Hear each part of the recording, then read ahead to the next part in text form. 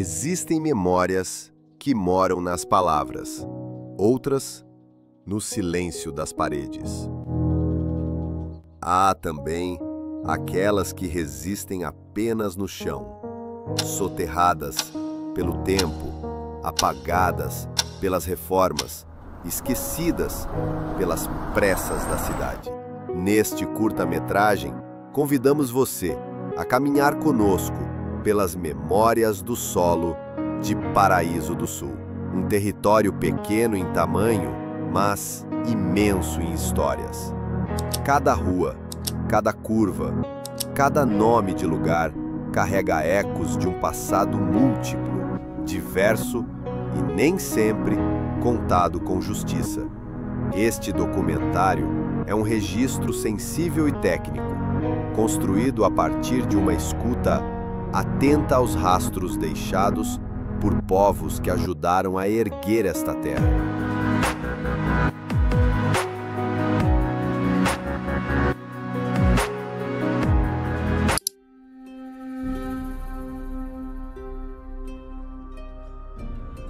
Antes dos mapas, antes dos cercados, os Guarani ocupavam livremente esta região.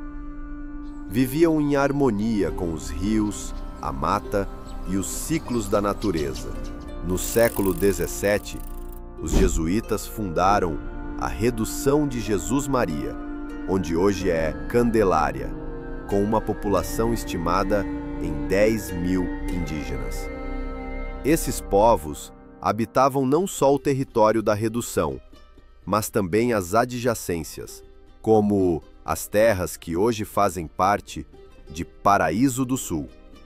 Mas uma das muitas faces da violência colonial chegou em forma de bandeiras armadas. Raposo Tavares invadiu a Redução. Milhares de indígenas foram escravizados, mortos ou dispersos. Com o tempo, as comunidades remanescentes foram miscigenadas, deslocadas ou apagadas pelo avanço da ocupação luso-brasileira e, posteriormente, alemã. Antes de qualquer ocupação luso-brasileira ou imigrante, os povos originários já habitavam a região. Suas moradias, conhecidas como ocas ou malocas, eram construídas com plena integração ao ambiente natural.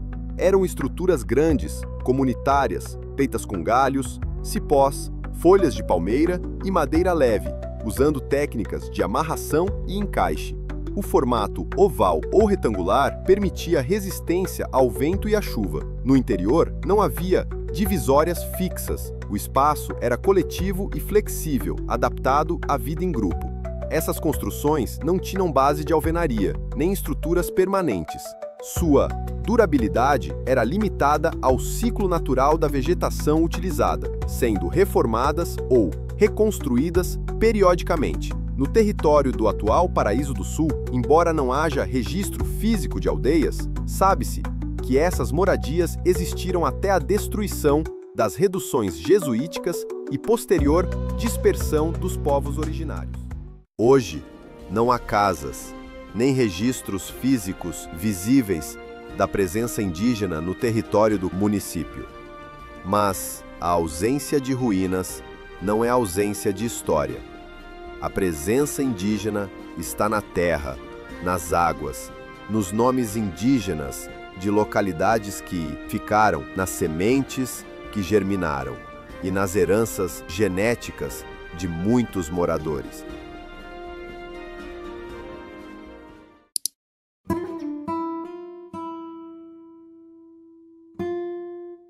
No final do século XVIII, o governo português passou a conceder grandes lotes de terra, as chamadas sesmarias, a brasileiros de origem lusa, incentivando o povoamento do interior. Havia a sesmaria do Capão Grande e outras propriedades como a Fazenda São Pedro dos Faxinais, do Pau a Pique, com nomes que ainda povoam o imaginário local, também foram sendo loteadas e, mais tarde, vendidas aos colonos alemães. As moradias desses primeiros ocupantes eram feitas com materiais simples, como barro, madeira e palha. Mas nenhuma delas sobreviveu ao tempo. As primeiras moradias dos poceiros luso-brasileiros, entre o final do século XVIII e o XIX, eram erguidas com os materiais que a terra oferecia: barro, madeira, cipós e pedra bruta. A técnica mais comum era o pau a pique, com ripas entrelaçadas preenchidas com barro e cobertas por palha, tacaras ou telhas feitas à mão. Simples e frágeis, muitas vezes sem alicerce, essas casas enfrentavam a umidade e o tempo. Já os que tinham mais recursos construíam em alvenaria, com tijolos moldados e cozidos artesanalmente, telhas cerâmicas e madeiras de lei como canela e angico. Com o avanço da colonização e a venda das terras, quase todas desapareceram. Mas mesmo sem paredes, essas casas ainda contam histórias, sussurradas pelo vento e guardadas no chão de Paraíso do Sul. Não restam ruínas. Não restam paredes. O que resta são histórias contadas de geração em geração.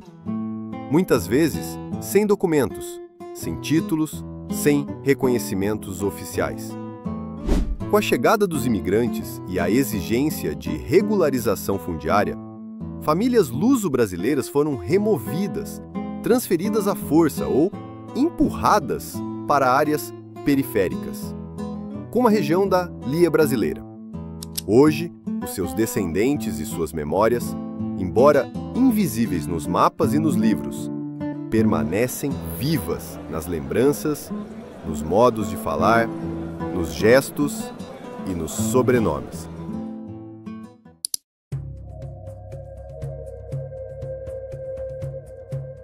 Falar da população negra em Paraíso do Sul é, antes de tudo, reconhecer um silêncio histórico, um silêncio forçado, herdado de séculos de opressão. Durante o período colonial, famílias luso-brasileiras escravizaram homens e mulheres negros para trabalhar nas lavouras e nas fazendas. A localidade chamada Quilombo, no município, carrega no nome a lembrança de possíveis refúgios, embora pouco se tenha documentado sobre isso. Nenhuma moradia histórica dessa população foi preservada, nenhuma estrutura restou. No século XX, ainda era comum famílias afrodescendentes construírem suas casas em terras de descendentes de alemães, com a condição de que dessem a preferência de prestarem serviços agrícolas aos donos das terras quando solicitados. O arranjo que reproduzia, em novos moldes, a dependência e a desigualdade herdadas da escravidão. Já as moradias da população afrodescendente, em sua maioria construída após a abolição ou em arranjos precários do século XIX, refletiam uma realidade de exclusão e pobreza. Eram casas erguidas com materiais do entorno, barro socado, madeira reaproveitada e cobertura de sapé ou palha, sem posse formal da terra e muitas vezes sob acordos de uso com famílias descendentes de colonos. Essas moradias eram simples e de curta durabilidade, pois não contavam com os mesmos recursos técnicos ou sociais. A construção era feita em mutirão, entre membros da comunidade ou da família, usando técnicas semelhantes ao pau a pique, ou mesmo apenas paredes de taipa.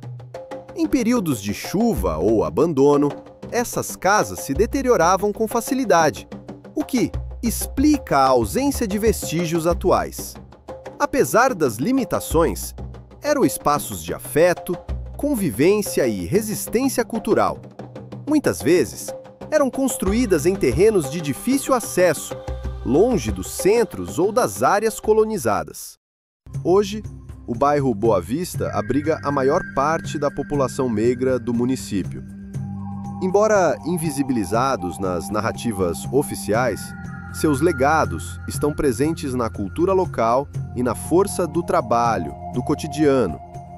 O resgate dessas histórias é mais do que justiça histórica, é reparação simbólica.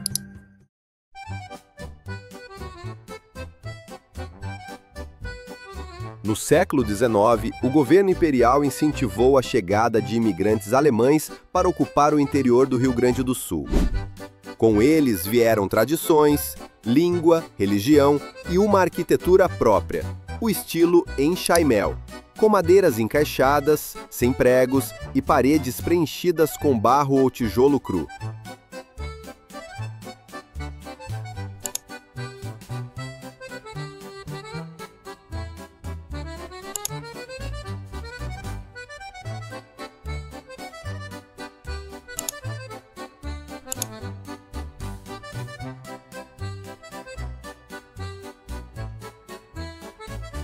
Paraíso do Sul recebeu diversas famílias de imigrantes, inicialmente na região da Vila Paraíso, onde até hoje podem ser vistas algumas das moradias mais antigas ainda de pé. No século XIX, os colonos alemães que chegaram à colônia Santo Ângelo trouxeram consigo não apenas seus costumes, mas também seu modo próprio de construir. As casas seguiam o estilo enxaimel, um sistema de construção de origem germânica, baseado no encaixe de vigas de madeira, formando uma estrutura firme e duradoura, mesmo sem uso de pregos. Os vãos dessa estrutura eram preenchidos com barro misturado a palha, ou em fases posteriores, com tijolos crus. As paredes eram altas e as janelas pequenas para proteger do frio. O telhado era inclinado, feito com telhas artesanais ou tabuinhas de madeira, facilitando o escoamento da água da chuva. Essas construções eram erguidas por mutirões de vizinhos e familiares, num sistema comunitário chamado de Bauernhilfe, típico das zonas rurais. Algumas dessas casas chegaram a durar mais de 100 anos, e embora poucas tenham resistido intactas, ainda é possível encontrar exemplares na região da Vila Paraíso. Essas casas são atualmente raridades históricas. A maioria foi demolida, reformada ou substituída por construções modernas. O que restou são poucas joias da arquitetura rural, que precisam ser preservadas como patrimônio. A presença alemã moldou não apenas a paisagem, mas a cultura, o sotaque, as festas e o modo de vida de boa parte do município.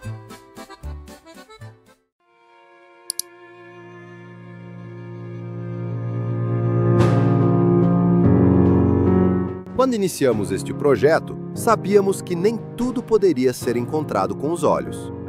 Grande parte das histórias de Paraíso do Sul está enterrada, apagada ou esquecida.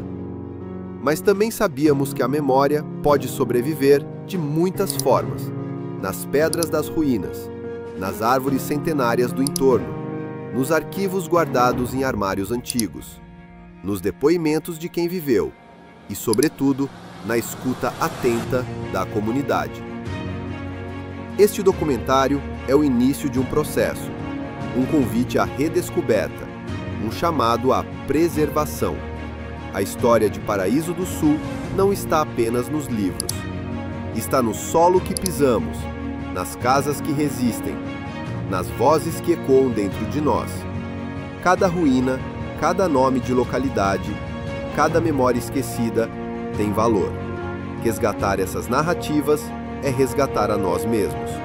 Que este curta-metragem seja semente, para que o passado não seja apenas saudade, mas ferramenta viva de construção do futuro.